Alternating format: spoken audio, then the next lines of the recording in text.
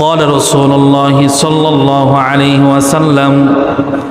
قال رسول الله صلى الله عليه وسلم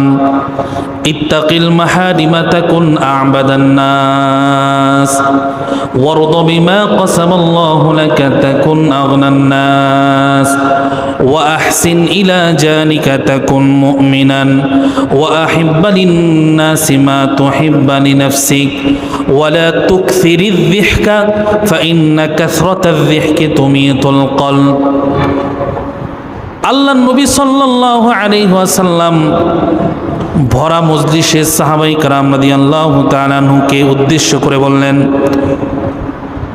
وعن أبي هريرة رضي الله تعالى عنه قال قال رسول الله صلى الله عليه وسلم من يأخذ عني هؤلاء الكلمات فيعمل بهن أو يعلم من يعمل بهن আল্লাহর রাসূল বললেন, হে আমার সাহাবীরা, তোমাদেরকে আমি রাসূল কিছু নির্দেশনা দিব, উপদেশ দিব। তোমাদের ভিতরে কে এমন আছো যে নাকি এই উপদেশগুলোকে নিজে আমল করবা এবং অপরের কাছে এই উপদেশগুলো তোমরা পৌঁছে দিবা এবং অপরেও যাতে আমল করতে পারে এটার ব্যাপারে তাদেরকে তোমরা উদ্বুদ্ধ করবা।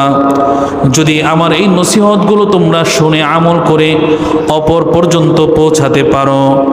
আমি আল্লাহর রাসূল তোমাদেরকে অভয়বাণী দিয়ে শোনাচ্ছি, আল্লাহ তাআলা সমপরিমাণ নেকির সওয়াব ভাগ তোমাদের আমল নামাতে আল্লাহ দান করবেন। অর্থাৎ তুমি নিজে যতটুকু আমল করবা সওয়াব পাইবা, আরেক ভাই কাছে পৌঁছায় দিলে সে ভাই যদি এটা